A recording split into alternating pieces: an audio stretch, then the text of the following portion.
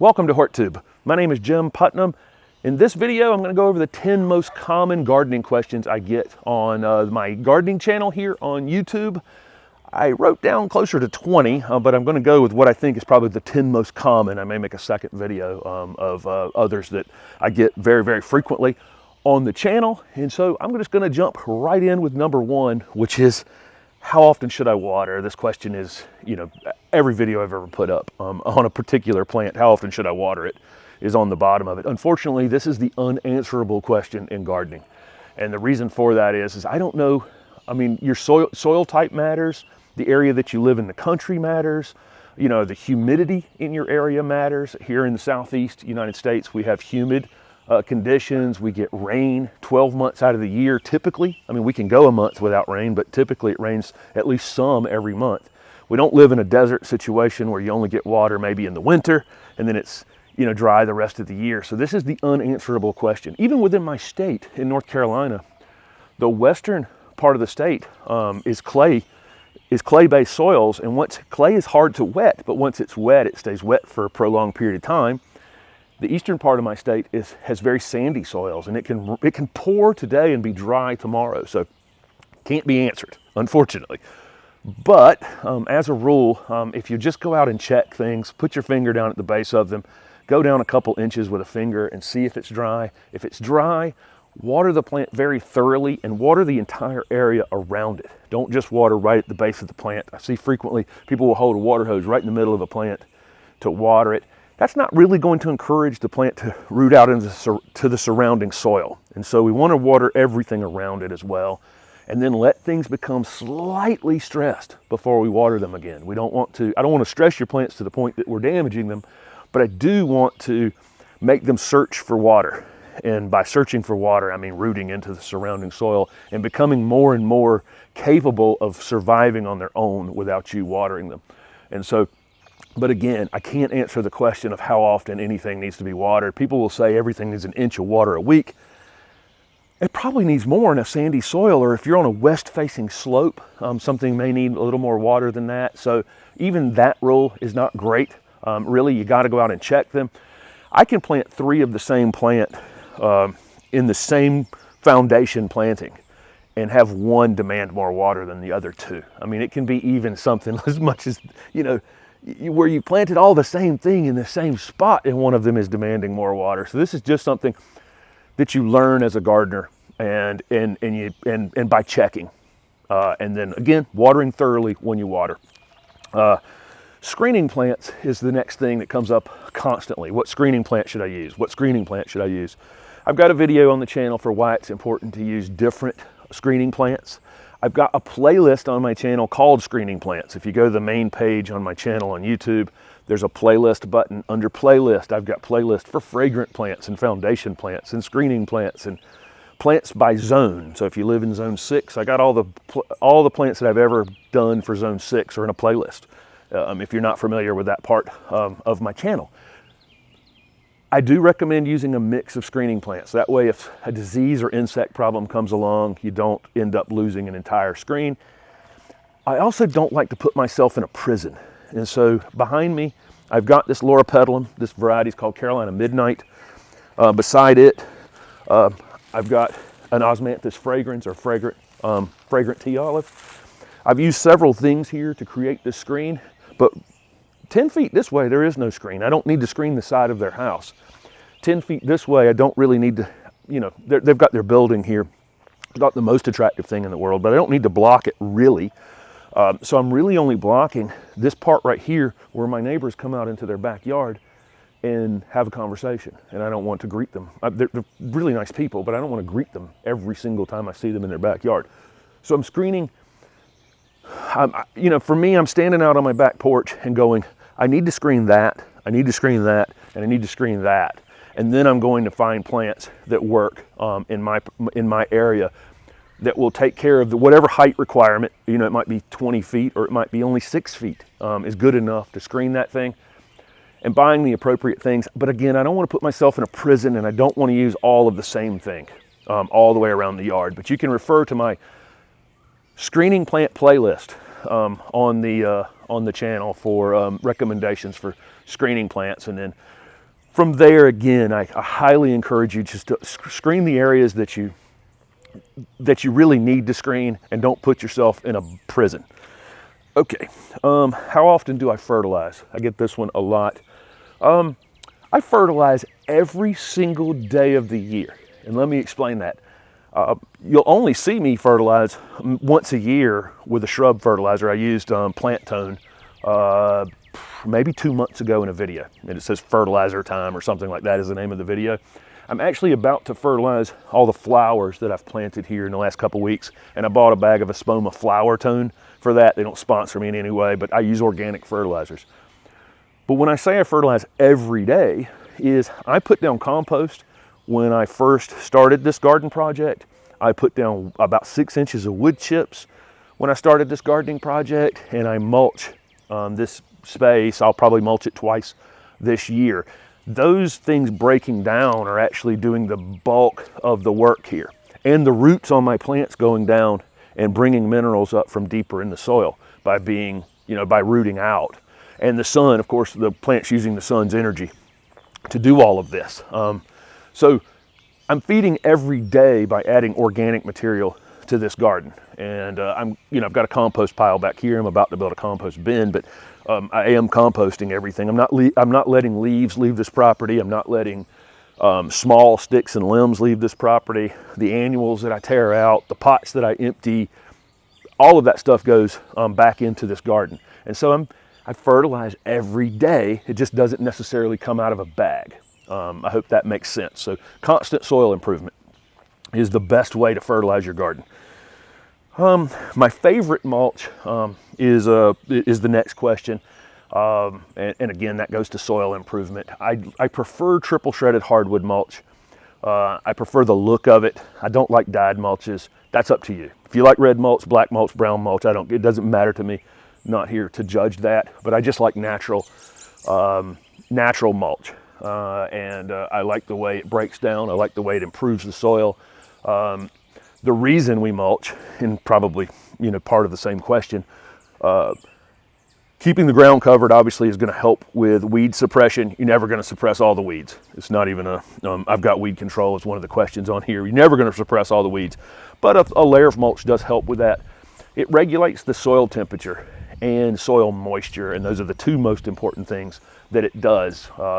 If you look at the grassy plains around the world, the grasses are, put down a layer of material right down at the bottom, a humus layer right down at the bottom of the grasses to cover the ground. You go into the wooded spaces and it's dropping leaves and sticks and limbs, and the animals are dying and pooping and everything else. And, the soil's always covered. Same thing needs to happen in your garden, whether it's a vegetable garden or where you're growing your shrubs and trees. Soil needs to be covered. It helps regulate soil temperature in the winter and watering. You'll water far less by keeping mulch down. Even in my vegetable garden, I plant my tomatoes over here in rows, and I'll come back in between those rows and mulch. I don't mulch my tomato plants. I don't pile mulch up on my tomato plants, but I do mulch the rows in between.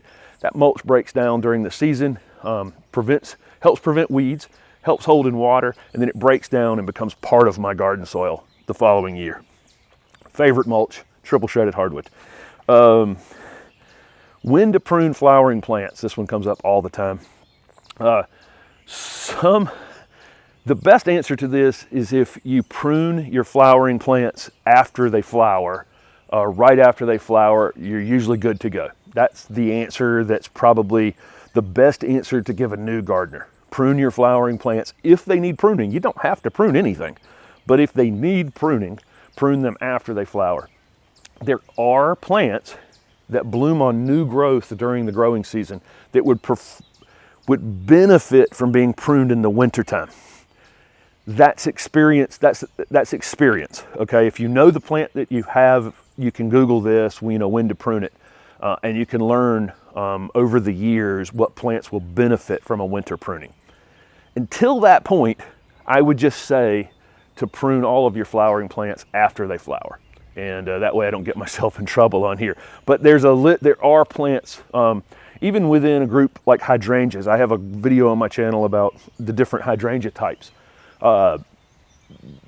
Some of them you prune in the winter, and some of them you prune after they flower for best performance. If you prune them all after they flower, you're good to go. So I don't have to, I don't have to overcomplicate this, but as you become a more experienced gardener, you will find that there are plants that would benefit from winter pruning. Okay. I get the constant, sunshade, part shade question. Full sun is going to be 6 hours or more of direct sun. It matters the time of day, okay? You need some of that middle day sun to be full sun. If you told me you had 3 hours in the morning and 3 hours late in the afternoon, it's not really full sun. You need some of that midday sun to be included in that 6 hours. Part sun is probably something like 3 hours to 6 hours of direct sun. That can be more of that morning, good morning sun or late day sun. I do this because this is east over here for me. This is my morning sun and this is my afternoon sun. The brightness of the space can matter as well. My trees are limbed up very, very high around me. And so despite the fact that my backyard is going into the shade at 1 or 2 in the afternoon, it's still very bright back here. If you have lower hanging limbs on trees that haven't been limbed up at all, it can create darker spaces. And so, even my shade in the afternoon is very bright, and it's getting good reflective light. So I've got plants over here where it's kind of shady in the afternoon that are full sun things. They're doing okay. They're doing okay just because it's good bright light. And then shade is going to be less than 4 hours of direct sun, and that's usually just going to be morning or late day sun, not a lot of that middle, 1 to 2, 2 to 3 o'clock in the afternoon sun. But again, you'll find, I always found when I was selling plants to people in a retail setting that they didn't know what their sun or shade situation is. I guess probably people stayed home a little more last year and they probably know a little more than they did. But even in this yard, I've got things planted out here in what I thought was going to be shadier spaces. And as the sun moves north of me for a few weeks in the summer, I think they're going to be in too much sun out there, and I'm going to have to rearrange things. So even with all of my experience, you'll put something in the wrong place at some point. You'll put something in a spot that you think is more sun than it has, and the plant will stretch and struggle and not bloom all that well, and it can just be moved out into the sun. It's no big deal. You'll find something that you put in what you thought was a shady space, and it scorches a little bit, and who cares? Pop it out of the ground, put it in a slightly shadier space. It happens to everybody. But that's basically the definition of the sun shade, part shade thing. Number 7 is, what can I grow in a container? This is a great question. It depends on what you're trying to accomplish. If you're trying to put something in a container that will last 12 months out of the year, where you don't have to move the container at all, you need to get something that's a couple planting zones more cold hardy than where you live. And so I'll explain planting zones in a minute. That's actually number 10. But I'm in zone 7. Okay, and if I want something to put in a container that will last 12 months out of the year, I want something that's actually hardy into zone 5. And so like something, junipers, like a blue point juniper would be hardy in zone 5. It's upright little pyramidal Christmas tree shaped tree. It'd be a perfect choice for me to put in a container that I can leave it out year round without having to think too much about it, and have it be fine. I've got a Japanese maple that's hardy into zone 5. I'm in zone 7. It stays out year round. It's not hurt. On the flip side of this, what if you wanted to grow something that wasn't really cold hardy in your area? And for me, I have 2 palms out here in my backyard that potentially could be damaged. They actually could be damaged for 2 reasons. I have a clay-based soil. Palms really don't like to sit in water, and so that clay soil could potentially hurt them. And then, of course, winter temperature could hurt them. So they're both in containers where I can move them into a heated space. And so, it depends on what you're trying to accomplish. If you're trying to grow more tropical looking garden, you can grow those things in containers and then winter protect them. If you're trying to grow, a Christmas tree shaped conifer in front of your garage that you want to leave out there year round, it needs to be 2 degrees, or 2 planting zones more cold hardy than your area. Number 8 is, when is the best time to transplant a plant or move a plant? Fall, winter, spring here in the south, any time, and it's a cooler time of the year is the time to do it. In northern areas where the ground freezes solid, probably late winter, early spring, would be the best time to do it while they're still dormant. But dormancy is the main thing. It's not actively growing when you try to move it. Sometimes you don't have any choice. Sometimes you have to move something. It's June and you got to move it. And what I do in that case, I've talked about this many times on the channel, is I just take the new growth off of the plant when I transplant it, so that, if I was going to move this Osmanthus fragrance here in early May, I would take maybe 20% of the growth off the top of this plant, just cut it right off, dig it out of the ground and move it. That reduction in the height of the plant and the size of the plant will mean it requires less water, less nutrients, less everything. And so it's not as demanding on the smaller root ball, because when you're obviously going to be cutting roots, you're going to be reducing the amount of roots on that plant. So reduce the top of the plant as well when you move it. But I'll move something anytime, but the best time is when it's dormant. Number 9 is weed control, and I hate to tell you this, you're always going to have weeds. This is another one of those that can't be answered kind of questions like the watering. What you can do though is lessen them by mulch timing. And so when I want to get into a pattern in this yard where I mulch twice a year, and I don't have to put down 4 inches every time. I can just put down a couple inches twice a year. If I do this in the late summer or very early fall, right before those winter weeds germinate, and I'm talking about chickweed and henbit and some of the nasty weeds that you see kind of come to life in February and March in your yard and go wild, they germinate in the fall. So, a coating of mulch in the fall or early fall is really good for controlling those weeds. I didn't have any of those kind of, a couple here or there, but I had very little of that kind of chickweed henbit thing going on in this landscape because I mulched in the early fall. In the spring, sometime in late February, early March, if you put down a layer of mulch, you can prevent a lot, I say prevent, not all, but a lot of the crabgrass and other summer flowering weeds, dandelions, whatever it is, that would come up later. So mulch timing, not only mulching, but mulch timing is kind of significant. If your mulch is 5 months old, the squirrels and everything else have gone through it and already dug up soil and that kind of thing, and it's not as effective at controlling weeds. So the timing of your mulch is significant. And then I just use a shuffle hoe and go through a lot of these beds where these things are planted close together, and quickly knock them off as soon as you possibly can. The best way to fight weeds is to stay on top of them. And so the more weed control that I do out here, the less weeds I have coming back. And so that's my main goal, is just to continually stay on top of them. Don't let them come to seed. That's the biggest issue. If you let them get big enough to come to seed, you definitely get more weeds in that spot the next season or very soon after. Some of them just come up immediately. So the last question on my list is about planting zones. I always say I'm in Raleigh, North Carolina, zone 7B, and then people go, what are these zones that he's talking about? The USDA maintains a map they've divided the country into our average low temperatures based on 10-degree increments, 10 degrees Fahrenheit increments. And I'm in zone 7. Zone 6 historically has nighttime temperatures that are the low winter temperature that's 10 degrees Fahrenheit colder than my area. Zone 5, another 10 degrees colder. The map has since been divided into A's and B's, and so I'm in zone 7B. And so basically zone 7A is 5 degrees. Historically, their average low temperature is 5 degrees colder than mine. Zone 8A is 5 degrees warmer than mine in zone 7B. So that's the A and B part. It's just it divided into 5-degree increments instead of 10-degree increments. Weirdly, it's like the only thing we base whether a plant's hardy is on cold for some reason. And cold obviously is not the only factor. It's a very different climate. And, if my area and Phoenix, get down to the same low temperature, which they don't, Phoenix stays warmer, but just imagine in your mind for a minute that Raleigh and Phoenix have the same winter low temperatures, or the summer's very, very different.